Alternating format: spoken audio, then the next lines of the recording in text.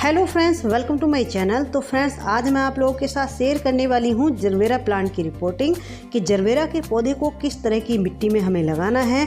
Report करने के बाद क्या इसकी केयर करनी है, कितनी इसको सनलाइट देनी है ताकि हमारा प्लांट हेल्दी बना रहे और हमारे प्लांट पर फ्लावरिंग भी अच्छी हो।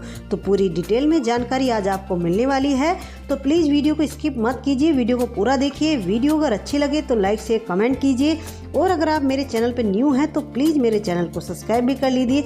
तो चलिए सबसे पहले इसके लिए हम मिट्टी तैयार कर लेते हैं। तो देखिए फ्रेंड्स, सबसे पहले यहाँ पर हमने ली है ये 50% गार्डन सोयल। गार्डन सोयल उसी को कहते हैं जो हमारे गार्डन से निकलती है, हमारे गार्डन की मिट्टी होती है। और 10% ली है हमने यहाँ पर राइस हस्क। इसी राइस हस्क के नीचे 10% लिया है हमने रिवर सैंड, यानी कि दोनों चीज़ों को बराबर बराबर मात्रा में लिया है। और ये जो आप देख रहे हैं ये है वर्मी कंपोस्ट। तो वर्मी कंपोस्ट यहाँ पर हमने 30% लिया है। कुछ चीज़ें और यहाँ पर हम ऐड करेंगे। देखिए ये है फंजीसाइड पाउडर और ये है बोन मील। बोन मील अगर आपके पास नहीं है तो इसको आप स्किप भी कर सकते हैं। इसकी जगह दूसरा ऑप्शन मैं आपको बता देती हूँ। जब आप अपने पौधे को रिपोर्ट कर दें तो रिपोर्टिंग के 8 से 10 दिन बाद अपने पौधे की साइडों से हल्की हल्की सी गुड़ाई करके अंडे के जो छिलके होते हैं उनको क्रश करके दबा दीजिए।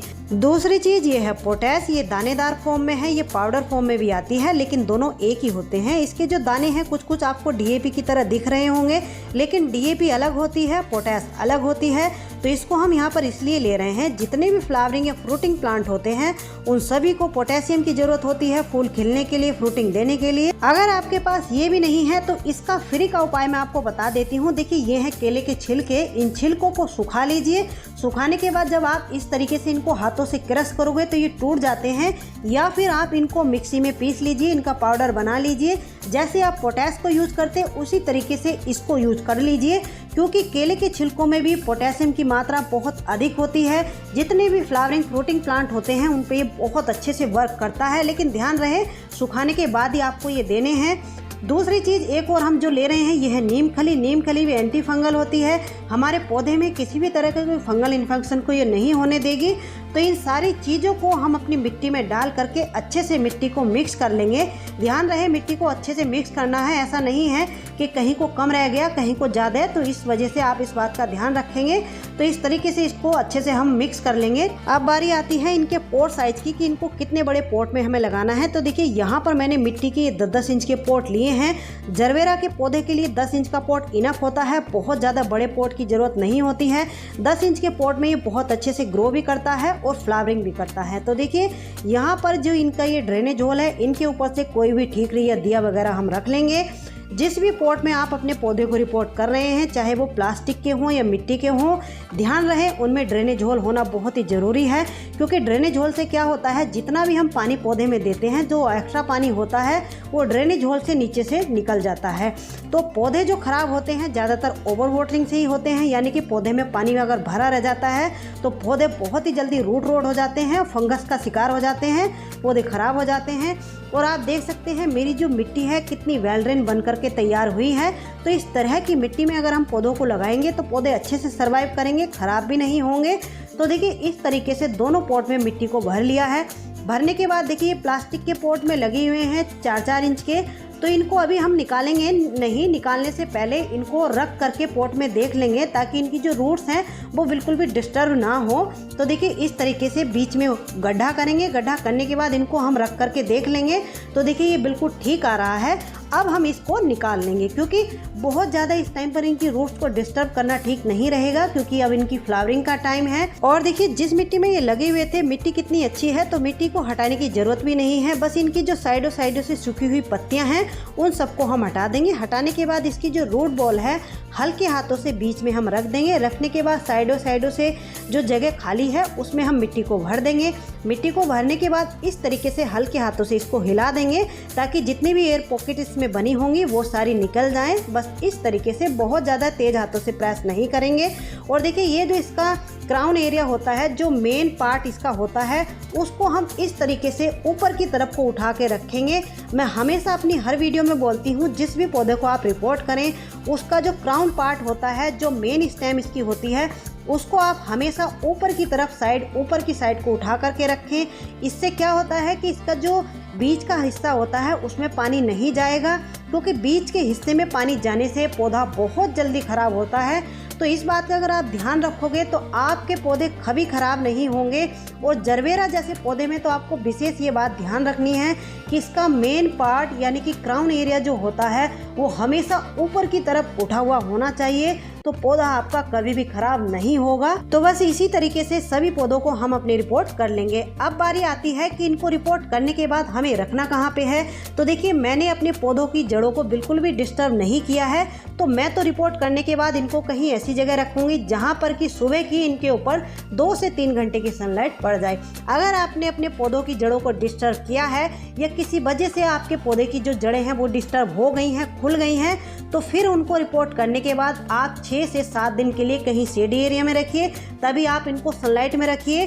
6 से 7 दिन तक आपके जो पौधे की जड़ें हैं वो स्टेबल हो जाएंगी, तो इस बात का आप ध्यान रखेंगे। अब बारी आती है रिपोर्ट करने के बाद इनको पानी देने की। तो देखिए, यहाँ पर मैंने ये 10 लीटर पानी लिया है। 10 लीटर पानी में 2 चम्मच ये एप्सम सॉल्ट में डाल रही हूँ। कुछ लोग मिट्टी में भी डाल देते हैं, लेकिन मैं जब अपने पौधों को रिपोर्ट करती हूँ तो रिपोर्ट करने के बाद जब उनको पानी देती हूँ तो इसी तरीके से देती हूँ। एप्सम सॉल्ट जो होता है, पौधों की जड़ें जैसे हल्की फुल्की सी अगर डिस्टर्ब हो भी जाती हैं तो उनको जल्दी से स्टेबल कराने में हेल्प करता है, पौधों को सोख में जाने से बचाता है। तो इसलिए आप जब एप्सम सॉल्ट का यूज करें तो इस तरीके से करें। अपने पौधों को रिपोर्ट करने के बाद जब फर्स्ट टाइम वाटरिंग करें तो उसमें एप्सम सॉल्ट मिला लें। इस तरीके से फर्स्ट टाइम अच्छे से वाटरिंग करनी है, सेकंड टाइम तभी वाटरिंग करनी है जब आपके पौधे की जो मिट्टी की लेयर है ऊपर से लगभग आधा इंच की सूख जाए, तभी आपको दोबारा पानी देना है। तो इस बात का आप ध्यान रखेंगे। अब बात करते हैं इनसे अच्छे फूल लेने के लिए इनको कौन सा फर्टिलाइजर और कब कब हमें देना है। तो देखिए, ये जो आप मेरे पौधे देख रहे हैं, ये लास्ट ईयर के मेरे 2 पौधे हैं। इनमें फ्लावरिंग अभी स्टार्ट हो गई है। जो अभी मैंने रिपोर्ट किए हैं तो उनको इसी साल मैंने अपने गार्डन में ऐड किया है। तो देखिए, इनसे अच्छे फूल लेने के लिए इस टाइम पर जैसे इनको हमने अच्छी मिट्टी बना करके रिपोर्ट कर दिया है, तो अभी 20 से 25 दिन तक कोई भी फर्टिलाइज़र इनको देने की हमें ज़रूरत नहीं है। 20 से 25 दिन बाद इनको हम लिक्विड फर्टिलाइज़र देना शुरू करेंगे मस्टर्ड केक का, यानी कि सरसों खली का। सरसों खली का लिक्विड फर्टिलाइज़र कैसे बनता है, मेरे चैनल में एक वीडियो भी पड़ी हुई है। सरसों खली का जो लिक्विड फर्टिलाइज़र होता है उससे फूलों का साइज भी इंक्रीज होता है और फूलों की क्वांटिटी भी बढ़ती है। बहुत ही पावरफुल और बहुत ही ज़बरदस्त तरीके से काम करता है। एक बार इनको अच्छी सी मिट्टी बना करके हमने लगा दिया है, पूरा विंटर कोई भी फर्टिलाइज़र इनको देने की ज़रूरत नहीं है। मैं तो केवल अपने जितने भी फ्लावरिंग प्लांट होते हैं एक बार उनको अच्छी सी मिट्टी बना करके लगा देती हूँ, बाद में उनको मस्टर्ड केक के लिक्विड फर्टिलाइज़र पर ही अच्छी फ्लावरिंग लेती हूँ, अच्छी उनकी ग्रोथ रहती है। क्योंकि मस्टर्ड केक में, सरसों की खली में और भी बहुत सारे माइक्रो न्यूट्रिशंस ऐसे होते हैं जो कि हमारे पौधे की ओवरऑल ग्रोथ के लिए बहुत ही अच्छे होते हैं। तो बस 10 दिन में एक बार मस्टर्ड केक का लिक्विड फर्टिलाइजर आप अपने पौधे में डालते रहिए। अब बात करते हैं, देखिए मेरे पौधे तो बिल्कुल हेल्दी और ग्रीन बने हुए हैं, इनमें किसी भी तरह की कोई प्रॉब्लम नहीं है। लेकिन कभी कभी इनमें जो प्रॉब्लम आती है वो आती है इनके पत्तों के ऊपर ब्लैक से थ्रिप से पड़ जाते हैं, यानी कि ब्लैक स्पॉट से पड़ जाते हैं। तो उनके लिए आपको क्या करना है, देखिए ये है नीम ऑयल। नीम ऑयल जो होता है, इस तरह के जो थ्रिप वगैरह ये स्पॉट वगैरह पड़ जाते हैं पत्तों के ऊपर, तो उनके ऊपर बहुत तेजी से, बहुत जल्दी और बहुत अच्छे से वर्क करता है। तो इसको आप वीक में एक बार कर दीजिए, यानी कि 1 लीटर आपको पानी लेना है। 1 लीटर पानी में आपको 1 ml नीम ऑयल मिला देना है और आपके पास कोई भी शैम्पू या डिश वॉश अगर है तो उसकी 1 ड्रॉप इस 1 लीटर पानी में मिला लेनी है। इसको अच्छे से मिक्स करके पत्तों के ऊपर अच्छे से कर देना है, जब तक कि आपके पत्तों के ऊपर से वो ब्लैक थ्रिप या ब्लैक स्पॉट ना जाए, तब तक आपको ये करते रहना है। 2 या 3 बार करोगे तो ये चले जाएंगे। तो चलिए फ्रेंड्स, मिलते हैं किसी नेक्स्ट वीडियो में नेक्स्ट टॉपिक के साथ। तब तक के लिए बाय, हैप्पी।